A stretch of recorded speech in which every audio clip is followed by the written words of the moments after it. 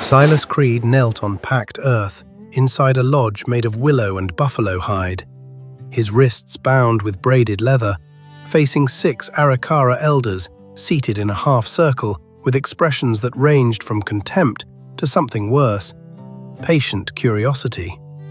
The kind that said they had already decided his fate and were simply waiting to see if he was intelligent enough to understand it before they explained. He'd been a bounty hunter for 9 years. He'd collected 37 bounties in 4 territories. He'd never once questioned whether the face he brought in matched the face that belonged on the poster. The warrant said what it said. The money appeared when the body arrived. Justice was arithmetic. If the story of a bounty hunter who captured the wrong man and the Arikara mercy that rewrote his soul fascinates you, subscribe now. What this chief's judgment reveals about justice will change everything. Jump back 12 days earlier.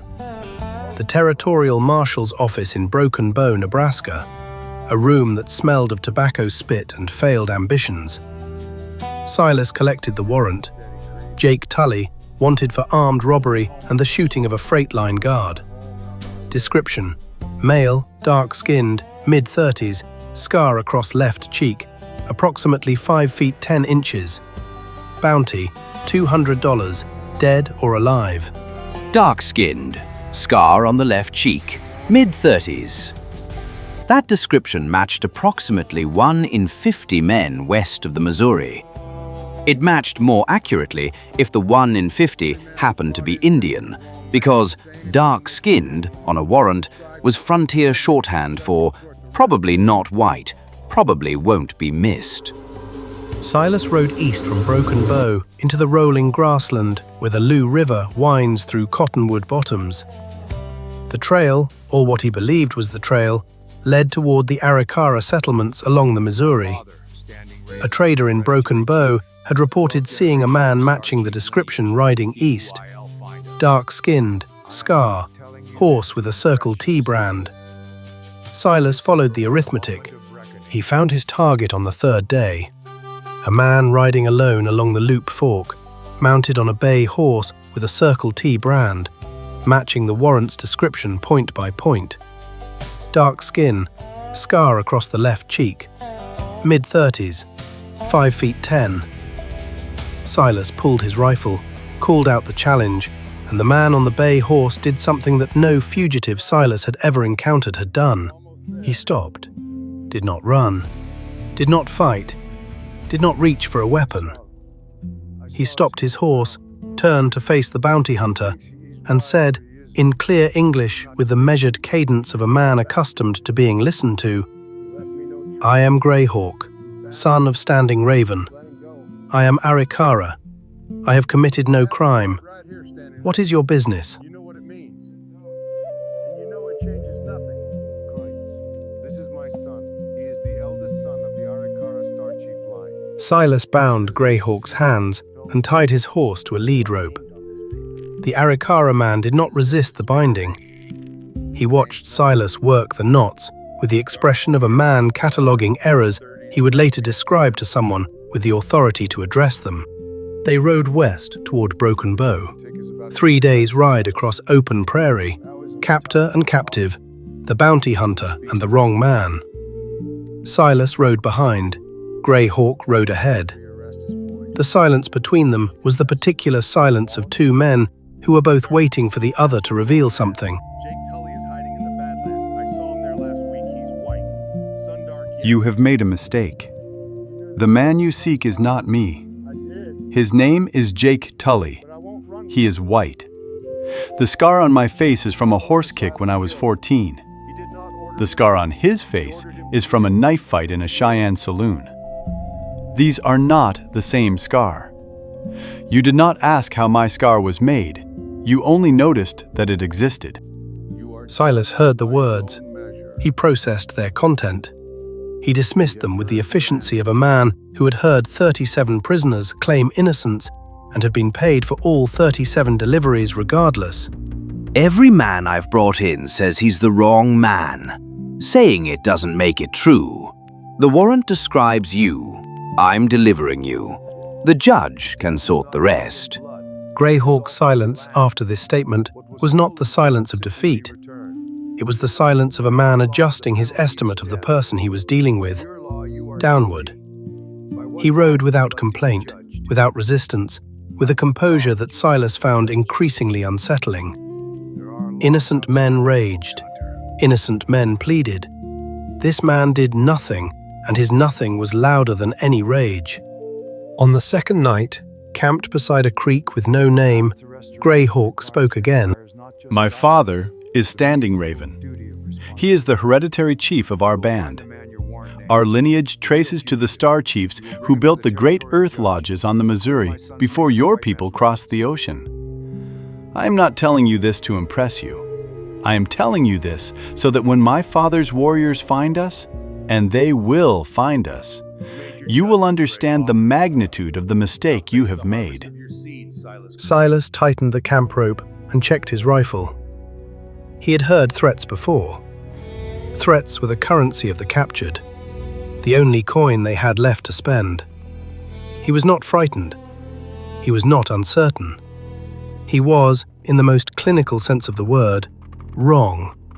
And he had constructed an entire career around the principle that the warrant was always right.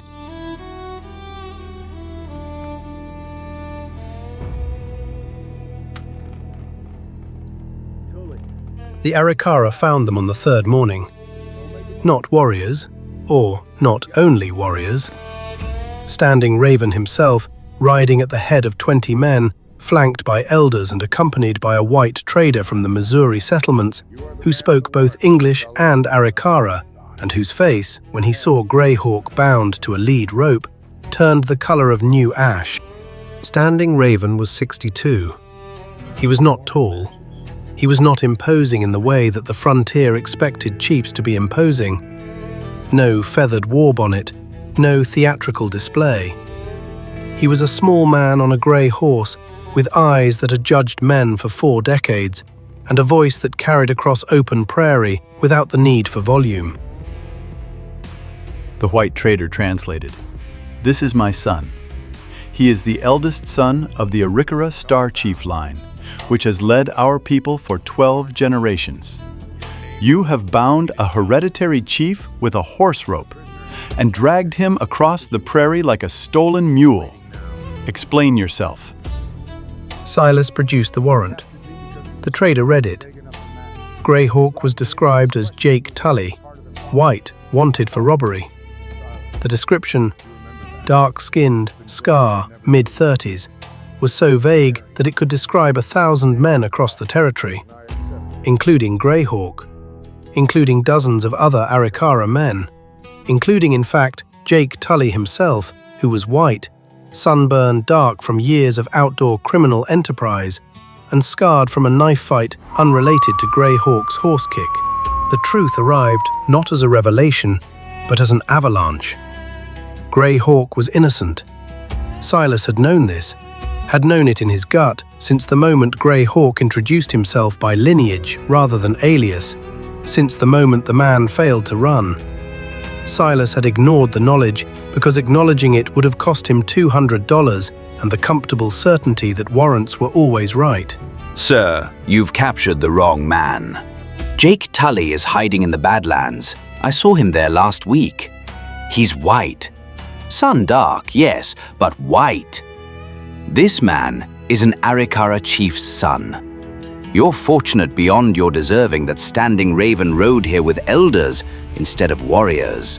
Silas's lie. The warrant makes it legal. Legal makes it right. Collapsed. The warrant was imprecise. Its imprecision was not accidental. The system that produced the warrant was designed by men who did not distinguish between dark-skinned individuals because distinguishing required effort, and effort reduced efficiency. The arithmetic that Silas had trusted for 9 years was built on a foundation of deliberate vagueness that made innocent men and guilty men interchangeable.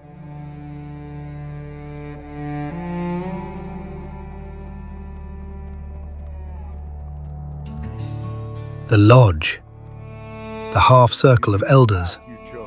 Silas Creed, kneeling on packed earth, his own wrists now bound with the same braided leather he'd used on Grey Hawk, a symmetry he was certain was deliberate. Standing Raven spoke for approximately 20 minutes. The trader translated. The speech was not angry, it was educational. A chief explaining to a man of limited understanding exactly what he had done and exactly what the consequences should be. By our law, you have committed an act of war against a chief's family. The penalty is death. By your own law, you have committed unlawful imprisonment. The man you captured does not match the identity on your warrant. By what law would you like to be judged? Choose carefully. Yours might be harsher. Silas had no answer. For the first time in 9 years, the bounty hunter who had reduced justice to arithmetic faced a judge whose mathematics included variables he'd never counted. Honor, lineage, historical memory, and the extraordinary concept of mercy applied to a man who did not deserve it. The verdict was not death. Standing Raven, who had the authority, the justification, and the 20 warriors necessary to execute Silas on the prairie, chose mercy. But not simple mercy, conditional mercy. Mercy with homework. You will find the man your warrant names, the real fugitive. You will bring him to the territorial judge. You will clear my son's name in the white man's records.